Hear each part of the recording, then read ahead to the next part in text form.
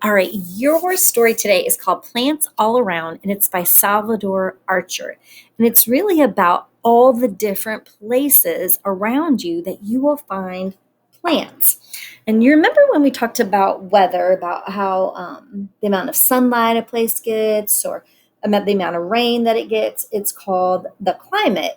And different plants grow in different climates. Some plants do well in cold weather and some don't. Each plant has the kind of climate that it thrives or grows best in. So I want to talk to you about the plants and then the environments that they grow in. This genre of story is informational text. It's about real people, places, animals, events. It contains facts that can be checked in another source, and it uses diagrams, photographs, and other illustrations to help with the information that it's trying to teach you. I want you to think about where do plants live as your essential question. And the comprehension strategy that you're going to use is making connections, which you're going to connect with your own experiences. You're going to look at the details in the text and the illustration to connect with what you know from another story or from what you know in your life to make a connection to the text. And you're also going to be using clarifying comprehension strategy that helps you better understand what you're reading by stopping and figuring out anything that may be a little bit confusing, not just going around it, not just keep reading. If there's something that you don't understand, clarifying will help you understand information that may not make sense at first. So, plants all around. Many different types of plants exist on Earth. There are tall plants, small plants, plants that grow in the ground, and plants that float on water. Plants need water and light to grow. All right, here's a good time to stop and make a connection. This reminds me of other selections that we've read in Unit 7. There's a similar line in the poem, What Plants Need, that talk about they need water and they need light. They live in all kinds of places. They live in forests, deserts, fields, and even underwater.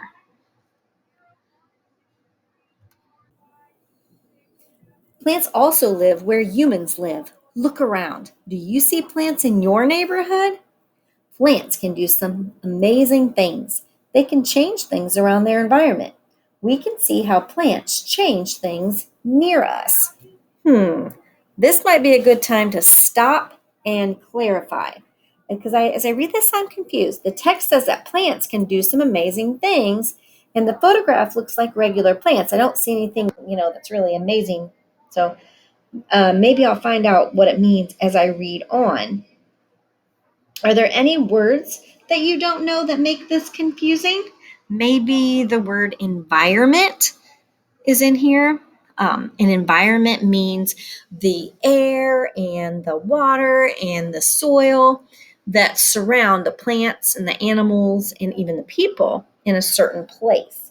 So maybe that's a word that you needed to understand before you could go on.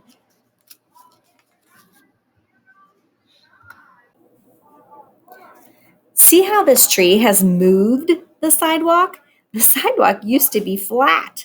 The tree's roots grew under it and pushed the sidewalk up as the roots grew bigger. Even small plants can change their environment. Ivy can grow so fast that it takes over gardens and can hurt other plants around it. Okay, so now I'm beginning to understand what it means about plants can change their environment and do amazing things. Because that's pretty amazing to think that that tree could push up that sidewalk that once was flat and the roots pushed it up to look like that. That is pretty amazing. And I can see the ivy that grows on this tree. That's pretty amazing. It's completely taken over that tree. But it does say that it can hurt the other plants around us. So I have to wonder if ivy is when it grows all over a plant like that, if it's dangerous to the other plant. Sometimes we do not see the changes plants make. Did you know that plants help us breathe? Animals and people breathe out the air that plants need. Plants take in this air and change it. Then plants release this air, and this is the air that animals and people breathe in. Another thing to help me clarify what it meant about plants do amazing things. And it tells me that plants take in the air that we breathe out, and then they release the air that we breathe in, helping to clean the air around us. So that is pretty amazing. Plants also help other plants grow. Look at this forest. The tall trees give shade to the small plants beneath them. These small plants live best in the shade. And we said there are plants that need lots of sunlight and then other plants who do better with little sunlight. When plants die, they might fall to the ground. On the ground, they break into smaller pieces. Those pieces make the soil rich with food. Other plants take in this food through their roots. Okay, this is a good time to stop and clarify because I'm confused about how the soil is rich with food. I'm going to need to reread page 53. Okay. When plants die, they might fall to the ground. On the ground, they break into smaller pieces. Those pieces make the soil rich with food. Okay, now I get it. When the plants die, they fall to the ground and break apart into smaller pieces, which become part of the soil. And those broken down pieces make the soil rich so that all the other plants can grow better.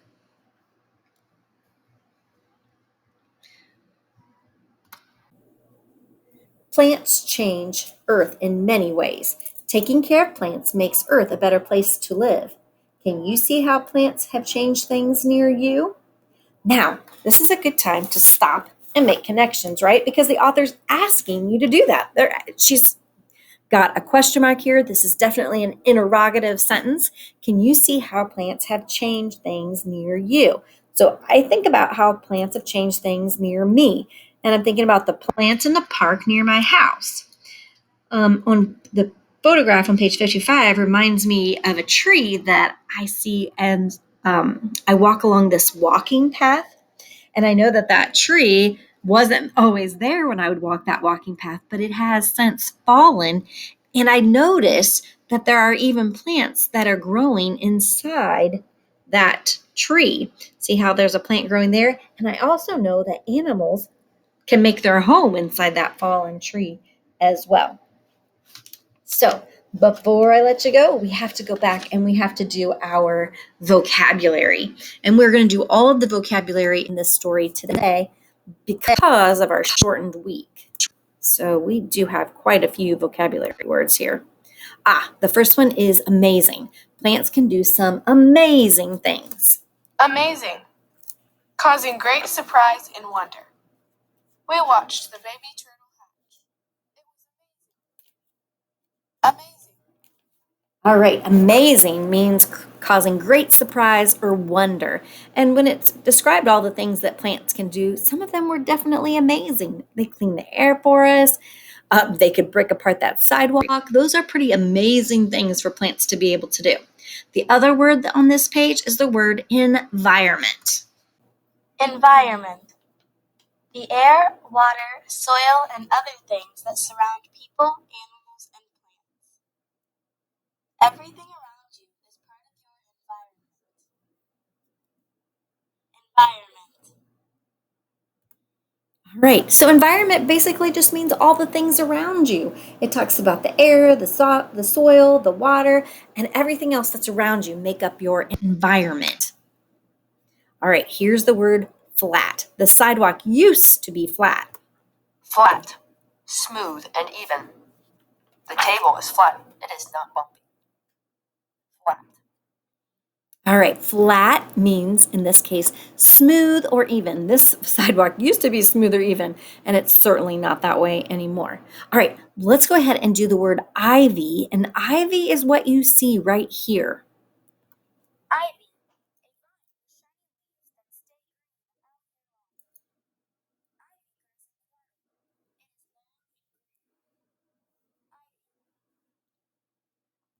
All right, so ivy is a type of plant. It's a vine with shiny leaves that stay green all year long, and it does grow like crazy. Sometimes you'll see ivy grow up the sides of houses and definitely in gardens. They kind of take over.